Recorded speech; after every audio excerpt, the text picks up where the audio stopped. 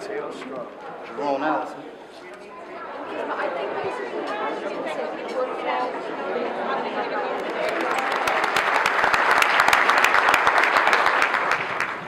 Good morning, everybody. What an exciting day. It's been a long time coming. At least for us. You guys didn't have as long to wait. So I want to start out by saying congratulations to all of the successful applicants. You really, I know, put a lot of work into this.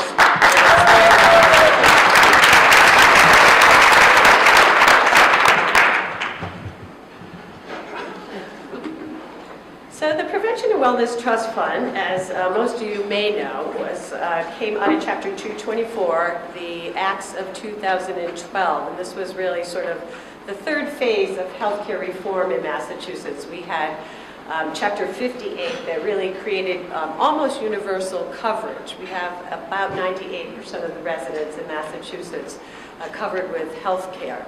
And almost 100% of our children. And then we began to realize that cost containment was an important part of providing this universal coverage. More people getting covered, more people utilizing health care, and more cost. And so Chapter 224 is really about payment reform and how do we really sustain universal access and pay for this. And so alternative payment models is a really important part of it, but what was really exciting was the first in the nation Prevention Trust Fund, and I know there are many of you in this room that helped to advocate for that and to get that in that bill. And really the purpose of it is to reduce the rates of the most preventable chronic conditions, and also including substance abuse in that. I think many of us in chronic diseases often forget that substance abuse is really an important chronic disease. And to increase healthy behaviors, increase the adoption of workplace wellness, and to address health disparities. And then hopefully to develop really an evidence-based strategy. I always say in public health, we've made the case for funding us for many years, saying that $1 spent in healthcare saves anywhere from $5 to $7. And $1 spent in public health will save $5 to $7 in healthcare costs. And Chapter 224 in the Prevention Trust Fund gives us an opportunity to actually really prove that. And so we have a really big task in front of us. We can't only do good things, we have to be able to demonstrate that we can save costs. So we had legislative guidance to that effect. Basically, the legislation told us that the deliverables were that they wanted us to reduce the most preventable health conditions, and to also reduce health care costs, and to show this return on investment. So that is your job. Not so good with the clicker. There we go. There. So anyway, you have been funded to implement evidence-based, or actually evidence-informed. We had a large discussion when we were coming up with some of the guidance in the RFR about this also being innovative, and so we want to learn from this. So based on the foundation of evidence, hopefully you will have some innovative strategies, and also helping us develop this evidence based on a national level. People are looking at this really across the nation, and former Commissioner John Auerbach really did a great job putting a brief together about how the trust fund came about, the advocacy from the Mass Public Health Association and some of the leadership there, and the legislative leaders that helped make this happen. But there's really great white paper on the Robert Wood Johnson website, so I encourage you to look at that. And then also a really important part of this is to help us do community clinical linkages. That's been a buzzword in healthcare reform for a while now, and I think a lot of us are trying to figure out what exactly is that community clinical linkage. And in another grant that we have, the SIM grant, a State Innovation Model Grant through CMS, we are developing an e-referral system, an electronic way of linking clinical care into community-based care, and many of you will be using that in your interventions with this grant. So really we want to recognize some of the leaders here. The Patrick administration has really been key in healthcare reform. Secretary Polanowicz, In his office, Dr. Ann Quang, who is the Director of Health Policy, and then many of our legislative leaders, Senate President Roney, the Speaker, Robert DeLeo, and then our public health chairs, the chairs of healthcare finance, and the chair of our joint committee on Ways and Means have demonstrated great leadership in prevention. And we actually can't, with Senator Chandler and Representative Lewis, who really have created the Prevention Caucus in the legislature, have been great champions of prevention. And then our key stakeholders in the community, under the leadership of the Mass Public Health Association, I see Maddie Ribble, who really has been a great leader in creating the Prevention Trust Fund. Thank you, Maddie, for your great leadership.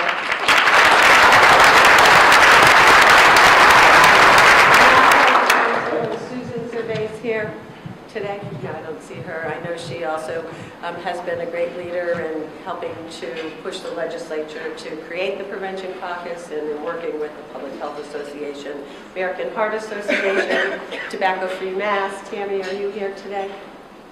No. Healthcare for All. Anyone here from Healthcare for All? No. Maddie, you're representing all of the advocates today. Mass Association of Health Board, Cheryl Sabaro. I don't know if she's here. Cheryl, yay, thank you. She's been a great leader in prevention and working with the Department of Public Health for many years. In the Boston Public Health Commission, I see Jerry Thomas, and I know Dr. Frere has been a great partner with us at the Department of Public Health. So really it was the work of all of you that came up with this creative idea, and I don't think it came out exactly how you started out. I think you were looking at a time that the department was losing a lot of funding, and we lost about 40% of our funding over this difficult economic time. Was how do we create sustainable public health funding? And I think this is a great opportunity for us to really demonstrate that public health really does keep people healthier and does save costs, so that we can keep this funding into the future and make this sustainable. We have an advisory board, part of Chapter 224, legislated that the governor would appoint a Prevention and Wellness Advisory Board. There were 14 external seats that were identified, very specific sectors in public health and health, representatives of boards of health, representatives of hospitals, representatives of the insurance industry, nursing, employee assistance programs, and public health researchers, public health economists, health equity. So it really is a broad stakeholder base. I think actually 12 of the seats are filled. We have 2 vacancies that we're hoping to get appointed very soon. We were hoping they would be appointed so that they can come today. And then there are 3 ex officios, the Commissioner of Public Health, who chairs this, the Secretary of Health and Human Services, and then an appointee from the Center for Health Information and Analysis, or what we fondly call CHIA. And so their role is to really guide the department in the creation of this RFR that we put out, and to oversee the work that we do and make recommendations to us. And then at the end of it, they will be helping us to think about the evaluation. In 3.5 years, we have to go back to the legislature, and we have to tell them what we did, and hopefully we have some great success stories, and they will help to guide that evaluation work. Are there any other members of our advisory board that are here today? We have met 3 times as an advisory board. The meetings are open to the public, and I know I've seen many of you at the meetings. I encourage you to come. All the materials of the meeting get posted on our website, so you can see the minutes, you can see the PowerPoint. So it really has been an open and public process. We did have information sessions that we went out into the community so that you could hear your voice as we shape this RFR. And so this is also led by a great staff at the department. Right now it's being led by Carlene Pavlos, the Director of the Bureau of Community Health and Prevention, Leah Susan Oyama, the Director of the Division of Prevention and Wellness. Why don't you guys stand up for those who don't know you.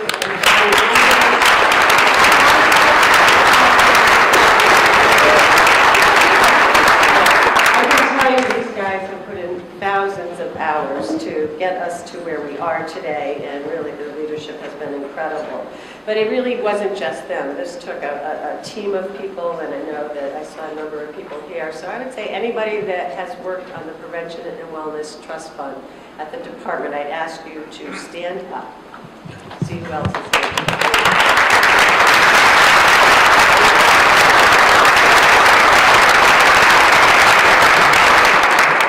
A lot of research went into preparing for the meeting so that you might imagine in 3 meetings to really come up with what are the priorities for prevention and wellness, what are the evidence-based strategies that we think can get us to this improvement in health conditions, and then the return on investment in a 3.5-year period really did take a lot of background work.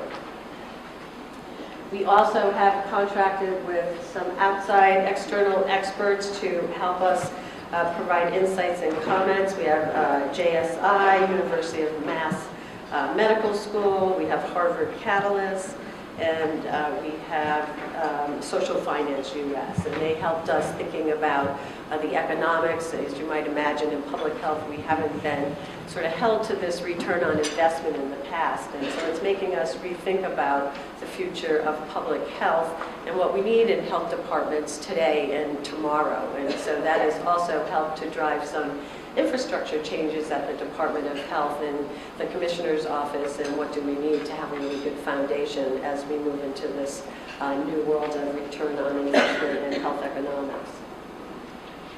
So the selection process was very rigorous.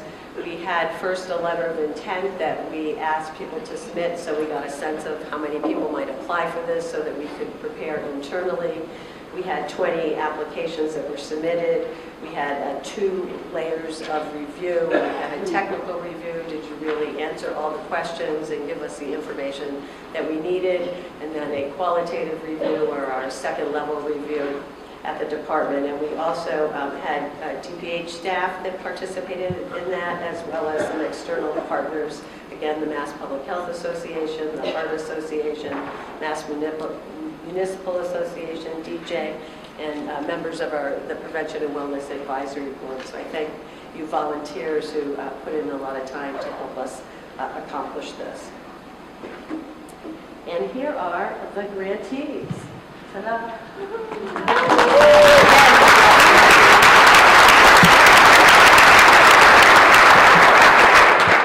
We have Holyoke, City of Worcester, Boston Public Health Commission, the City of Lynn, the Manic Community Health Center, Barnstable County Department of Health and Human Services, and I have to just give a little shout out to my friends from the Cape. That's where I'm from. Glad you guys did a good job, made me proud of you. New Bedford Health Department, the town of Hudson, Framingham, Hudson, Marlborough, Northborough, a collective, and then the Berkshire Medical Center. So we really looked at the grantees in terms of those. We a little bit modeled this after the community transformation grants, and I think most of you have been doing work on Mass in Motion or community transformation, and so you sort of probably had a leg up on some of the other applicants because you're already moving in this direction of policy systems, built environment, and then are really ready to make that clinical connection now. So again, we're very excited about that. But we broke it into 2 phases. Some of you were a little bit more ready to hit the ground running because you've been doing this work longer, and then there were some that you had the model really well conceptualized but needed a little bit more work, maybe forming a partnership. Some of the criteria of this grant was a collaboration. We know that we can't really improve health in any one sector. We know that there are social determinants that really influence most of our health. That's why the community piece is so important to this work as we move forward, and that really this is an exciting new opportunity, but really forming these partnerships. And I think for those of you in the health sector, you're probably not quite as used to working in partnerships. I think the community has been working in partnerships for a long time, but really in order to improve health, we need you to be part of the community and changing the conditions in the community and linking people to care where they, again, live and work and play and learn. So this is what it looks like. We really do cover the state, right across the state. So we're excited that we aren't concentrated in, I know Western Mass, as does the Cape and the islands, always sort of feels like they get left out of a lot of things in public health. So I was really thrilled that you came together and put together good applications, and I didn't have to use any influence behind the scenes. And then what I think the other exciting thing was that you really need to do this work because your communities had higher than state averages on many of the conditions that we asked you to address in this. We really thought long and hard about just not making this a grant that says, okay, tell us how you're going to make people healthier, and be very open. We wanted to be very prescriptive so that we could really look at the different models that you came up with, see what's more successful than not, because this is a model for healthcare delivery into the future, not only here in Massachusetts, but across the nation. So we looked at what the 13 most preventable health conditions were that had evidence-based, that we had data on costs related to hospitalization and emergency use, and that we really thought you could make a difference in this condition in a couple of years and then be able to demonstrate this return on investment. And so we came up with, as you well know, the 4 conditions that we wanted to address that we think can get us to where we need to go so we can get this funding sustainable into the future and maybe allow us to open it up more broadly for future funding. But hypertension, pediatric asthma, tobacco, and falls, we felt really could very quickly get us to where we needed to go. So again, this is really the beginning of a multi-year relationship with the department, and we look forward to learning and working with you and helping you to be very successful, coming out and seeing what you're doing.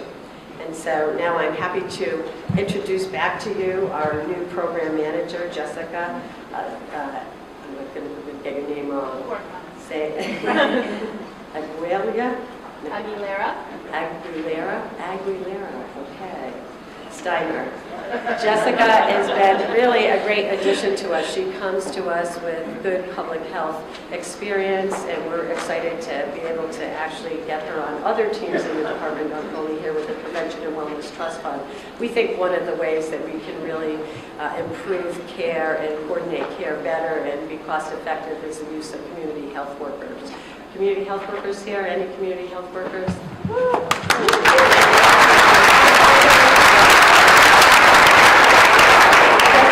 Kate comes to us from Partners in Health, where she did a lot of work with community health workers, and so it will be really exciting to have her expertise not only on the Prevention and Wellness Trust Fund, but doing some of our community health worker initiatives, and I think I saw Gail Hirsch here too today, so we look forward to your leadership, Jessica, and I promise I'll get your name better next time. So welcome to our program manager, Jessica.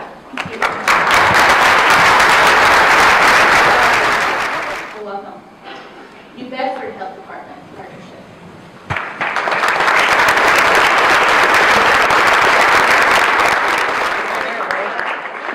Get going. We don't have it. Yeah, this is like the March 28th date.